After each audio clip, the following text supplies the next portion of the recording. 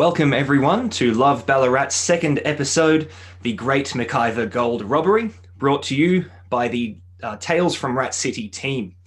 My name is Shannon Nichols and I'll be hosting tonight's episode, which will be talking about the story of one of the few successful gold escort robberies here in Victoria.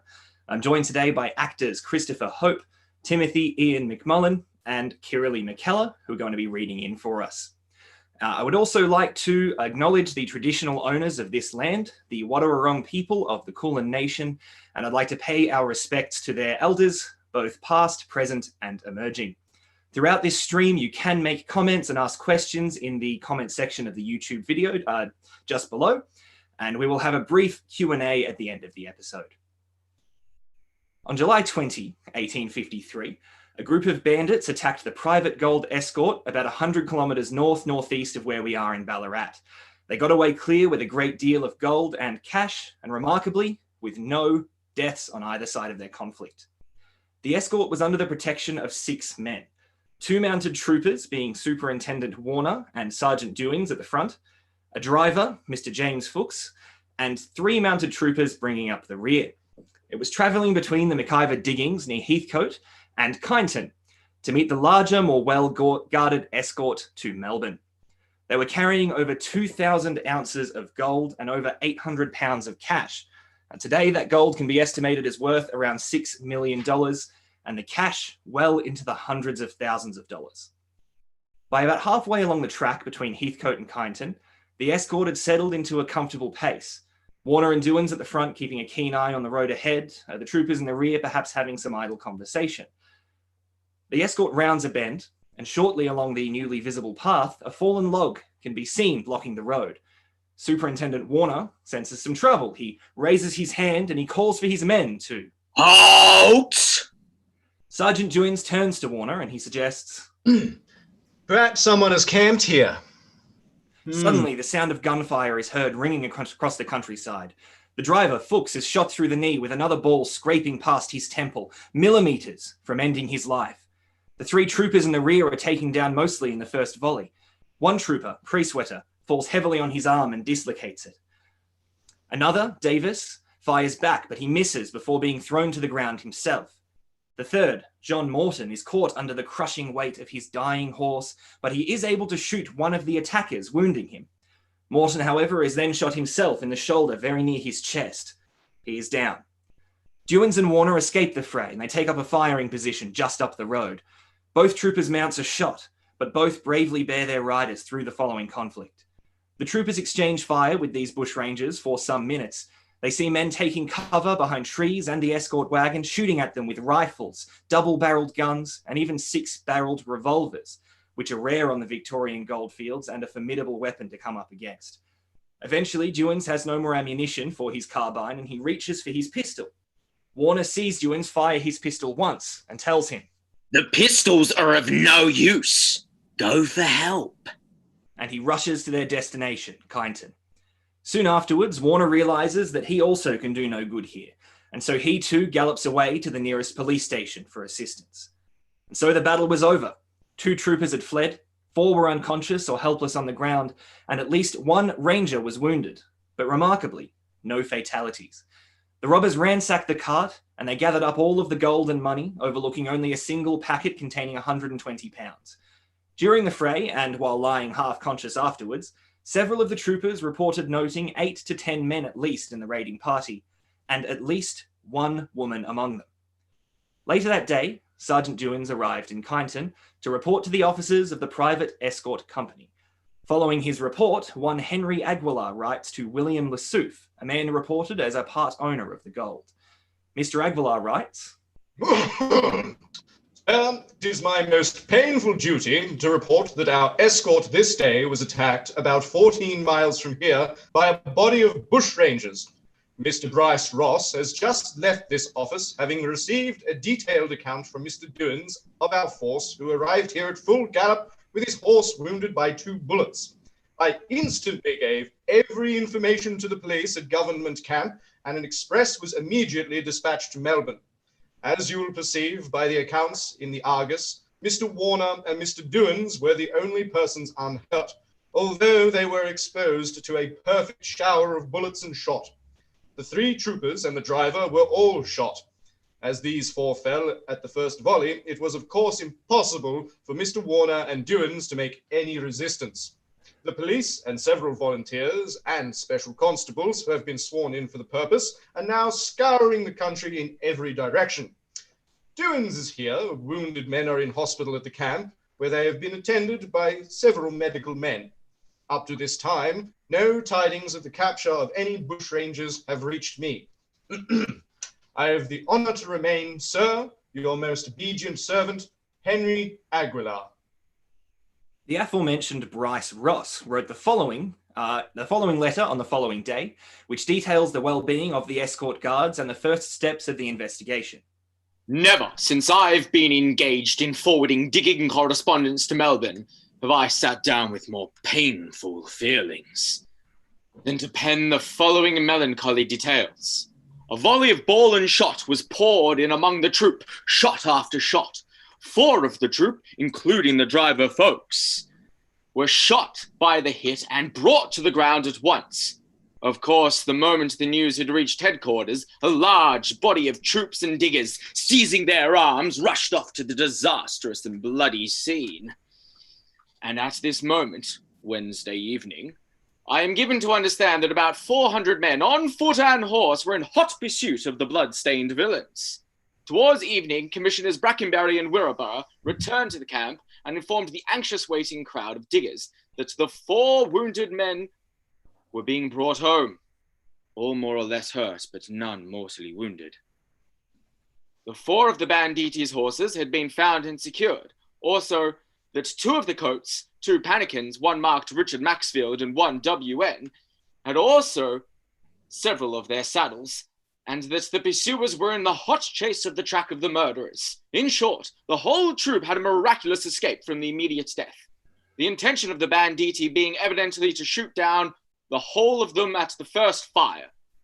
The value of the stolen property, in round numbers, may be calculated to £6,360.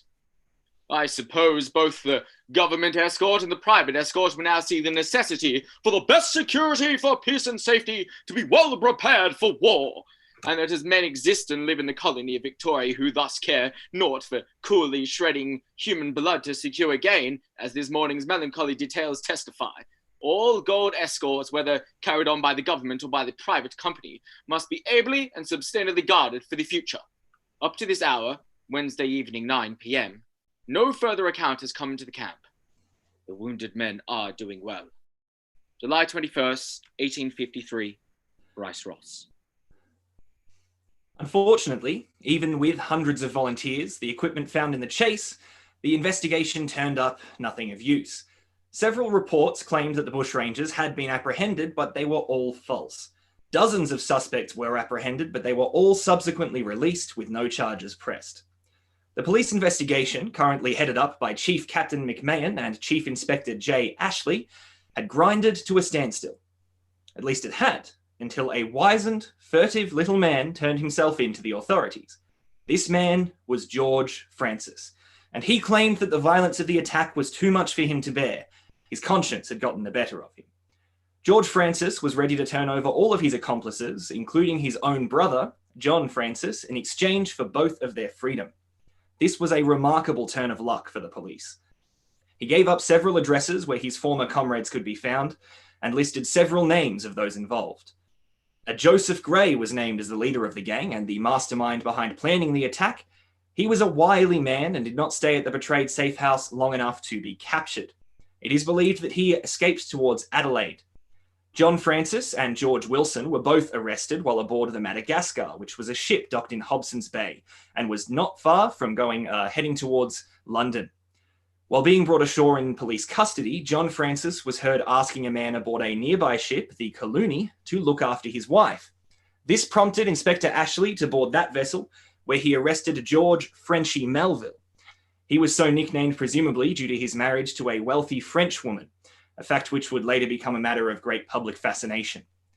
Inspector Ashley and George Francis, Inspector Ashley was with George Francis when he entered the North Star, which is a Melbourne boarding house. In a room there, he found William Atkins and his wife, Agnes Atkins. She was the woman in the robbery. There, Ashley found cash and gold, tickets for passage to Sydney, and cleverly sewn into a hidden pocket in Mrs. Atkins's dress, there was a draft for £700 and some gold. Agnes snatched these papers back from Ashley, insisting, "There's nothing there that you want." With all of the major players betrayed by George Francis now in custody, Inspector Ashley took him back into the country to assist in the arrest of several more men that he had implicated. 2 of these men were holed up in a camp along the Goulburn River. When they approached the camp, Inspector Ashley decided to send Francis in alone to flush out his quarry. He figured the sight of a uniformed police officer might spook them. After 2 hours of waiting, however, Ashley figured that George Francis, the key witness for the prosecution, had fled. Without Francis's testimony, the entire case would fall apart. Regardless, the good inspector went into the camp alone to arrest the men. On the way back to Melbourne, however, Inspector Ashley was delighted to find that George Francis had once more turned himself in and had begged to be kept safe until Ashley came to collect him. George Francis had proven to be a skittish, paranoid, and unpredictable man, so Ashley deemed it best to handcuff him for the remainder of the trip back to Melbourne. Unfortunately for George and for the prosecution, he never did make it back to Melbourne. An inquest into Francis's death, written and signed by a number of police officers who were present at the time, reads as follows. Thomas Cox, Corporal of the McIvor Foot Police. I was at Calcallo Barracks at about the 7:30, and there I saw the deceased in the kitchen taking, taking his breakfast. He was handcuffed, and then I went to the stables, and on coming back, I was asked to conduct the deceased to the privy, which I did. He asked me to remove his braces for him, after which he walked into the privy and shut the door. I kept close to the place, having heard that he had before escaped from the police. At the McIvor station, I thought I heard something like a choking noise from inside. I then discreetly burst open the door, and I saw blood was flowing freely from his throat. He was sitting down. I took him off and I brought him outside, and, he died almost immediately. Robert Small, mounted trooper stationed at Calcallo. I believe that the razor with which the deceased cut his throat was mine, and that he obtained it during the night. Where and by what means the said George Francis came to his death, do upon this oath swear the deceased came to his death by committing the act of fellow DC. With George Francis again gone, permanently this time, the case for the prosecution was once more in jeopardy. Ashley returned to Melbourne with his captives, but without Francis's testimony, they were quickly released.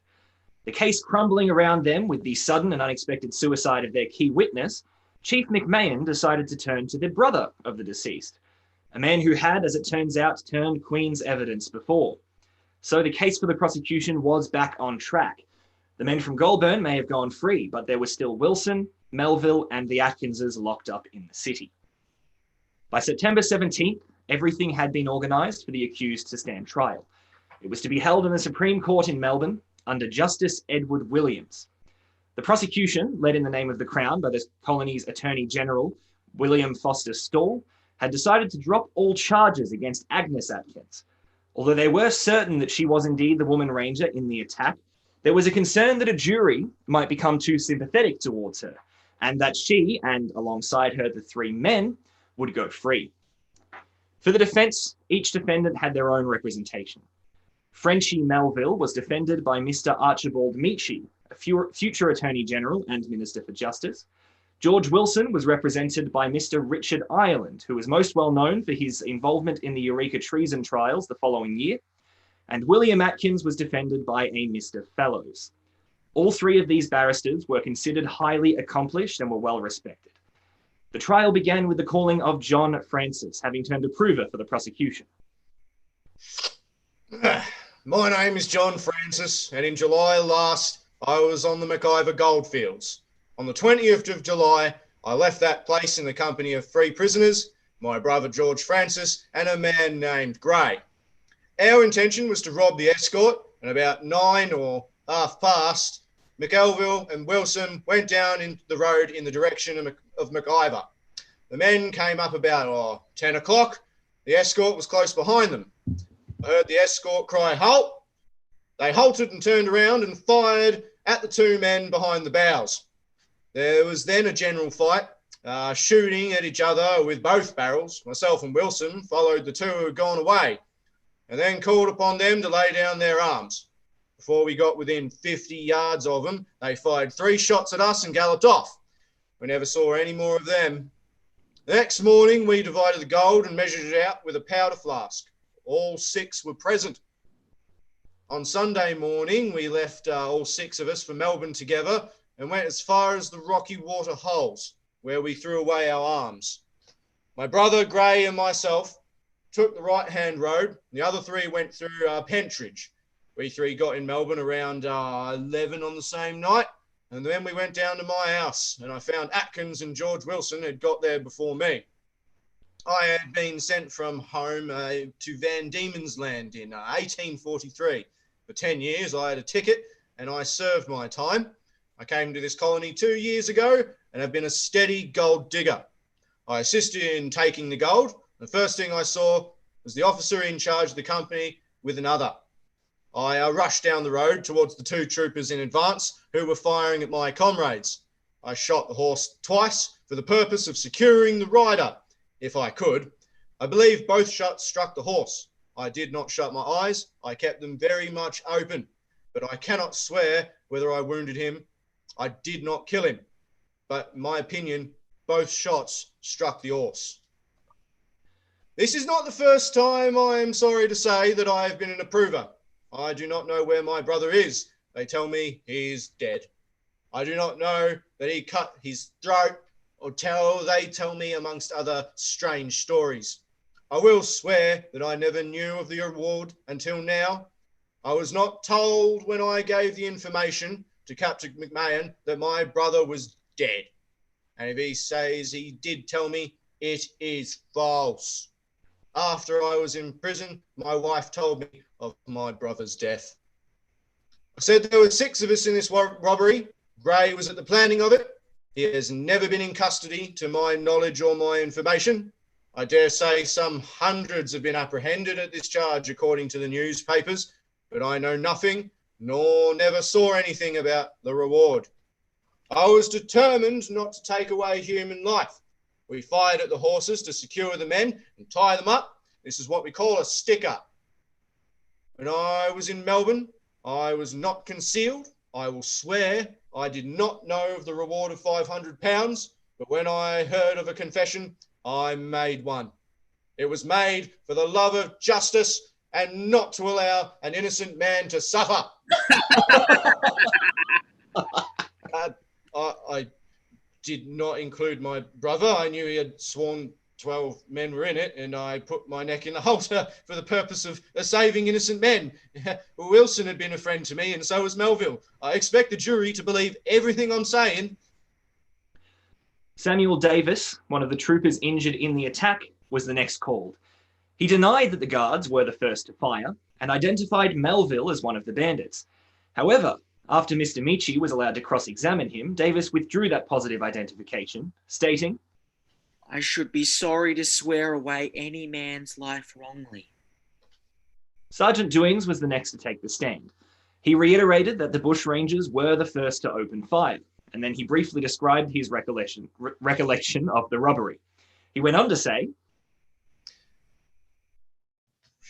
I cannot swear to any man who was there, but I believe I can identify one. I believe that man to be the prisoner Wilson.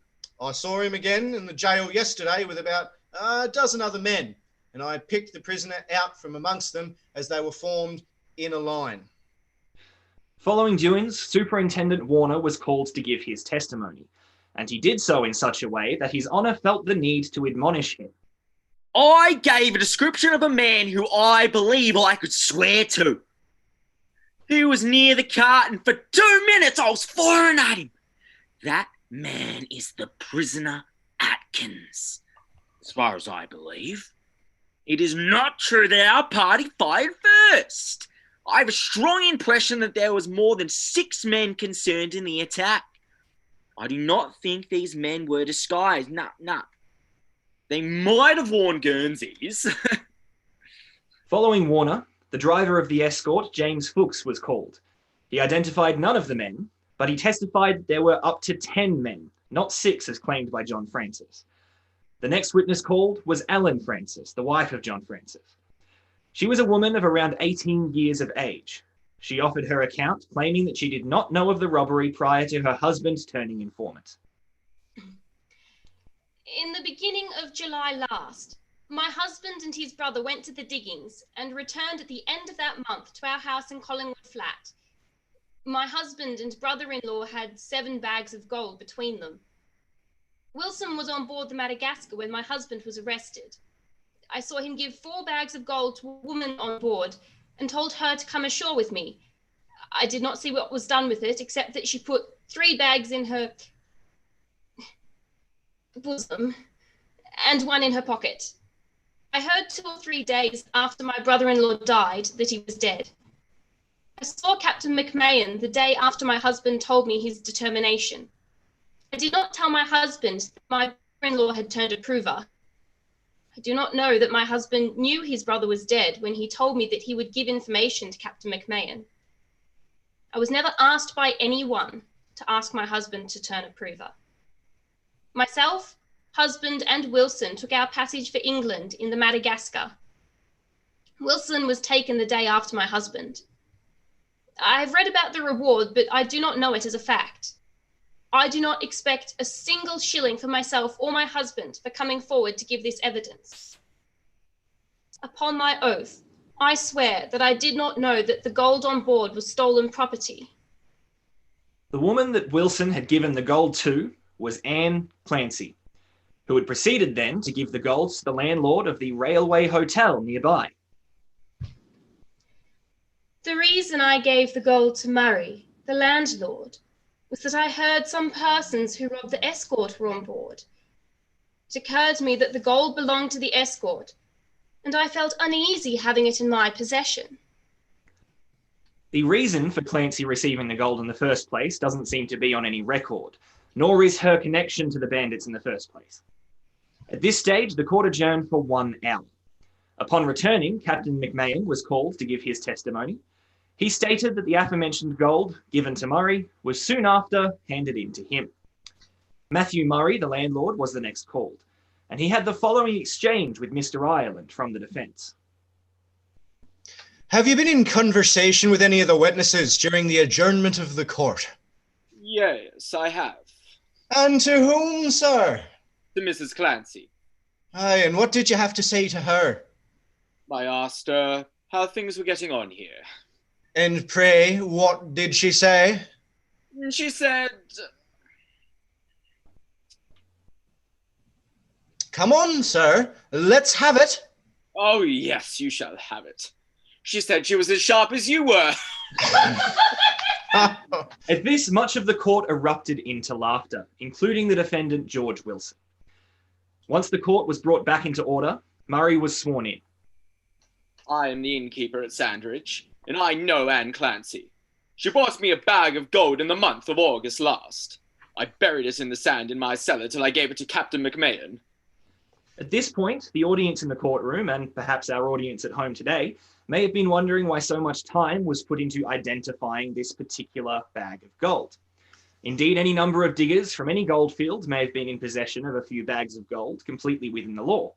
Well, that question is about to be answered by a digger called John Lawrence Lynch, who was the next one to take the stand.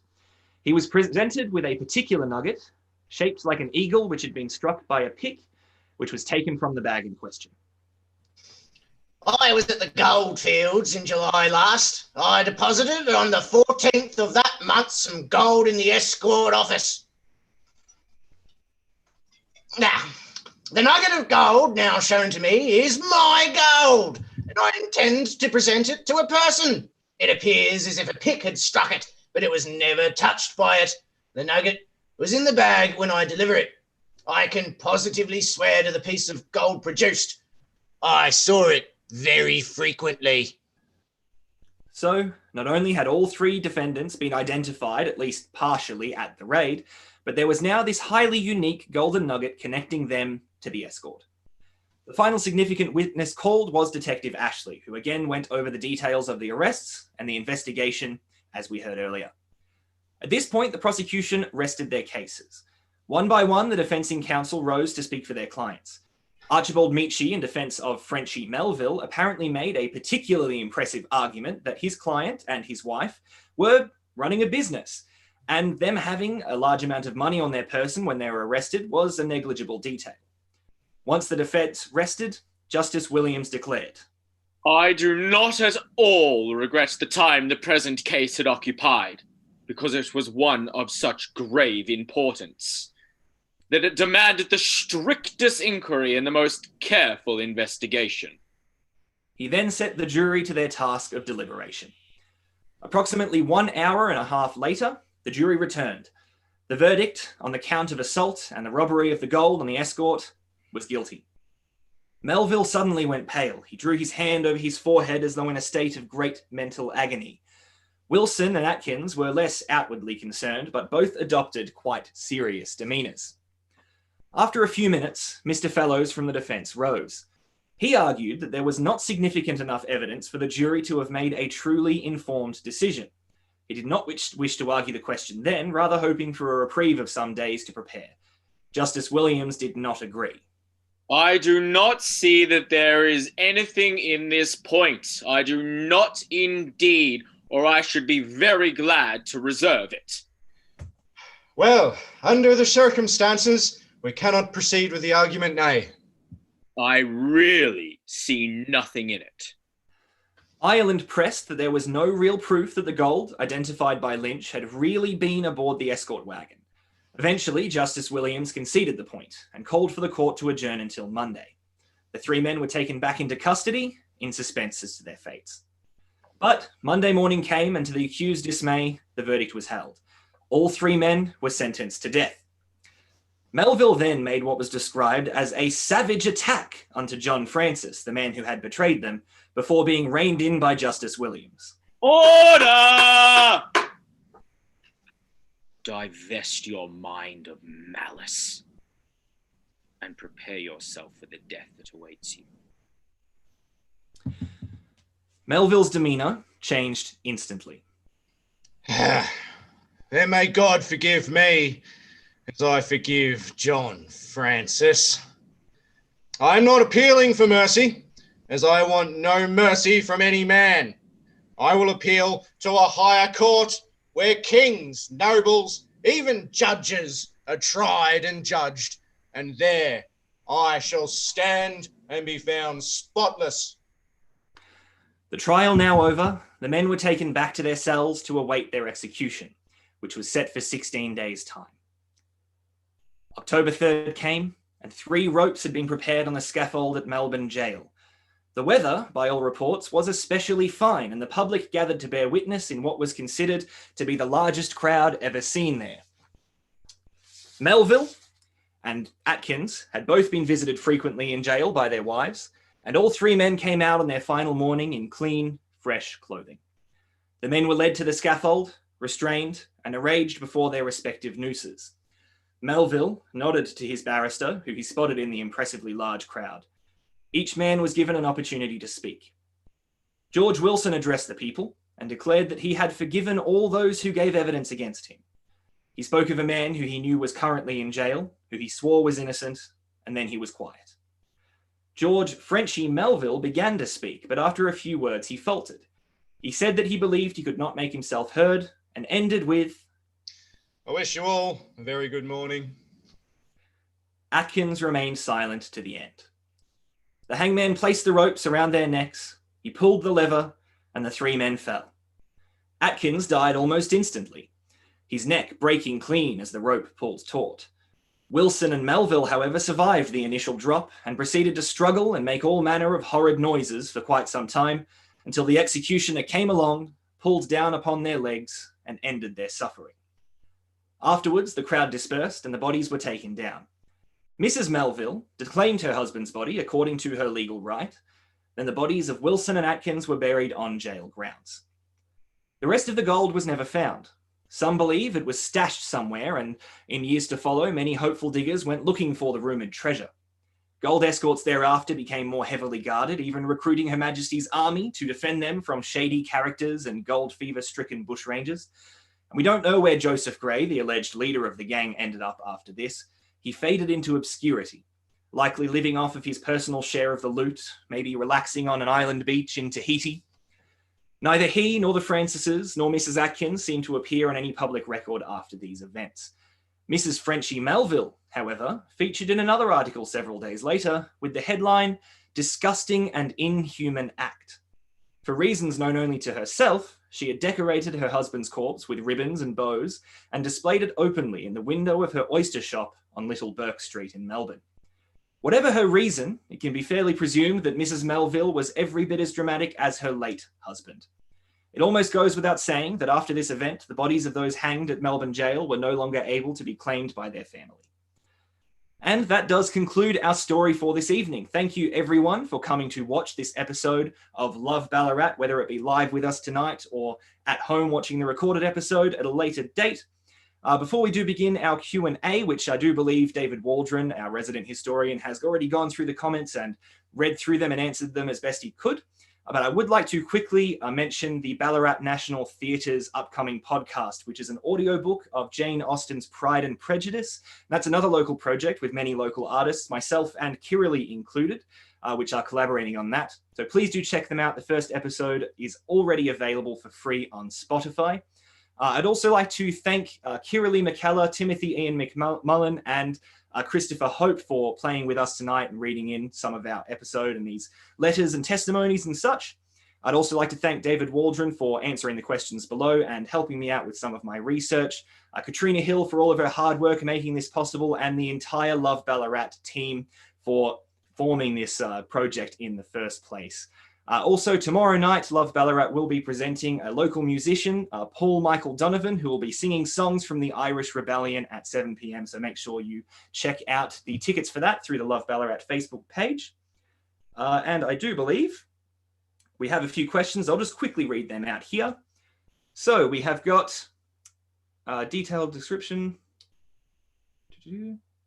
So we've used, yes, so Barry Kay has asked, if the detailed description of the robbery is based on police testimony and reports. It is partially from reports and police testimony, from various testimonies in the trial and from newspaper articles and letters at the time. So I spent quite a bit of time compiling all of the letters, making sure all of the facts worked with each other, I suppose. So that took a bit of time, but thank you for that question, Barry.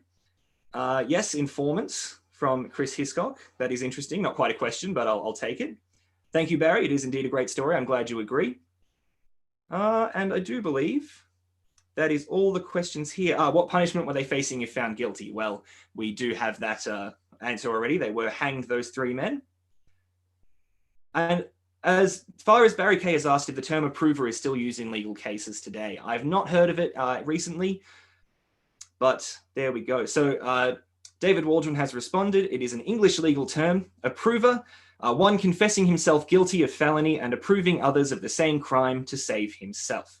So there you go. That's all of our questions. Thanks again, everybody, for watching with us.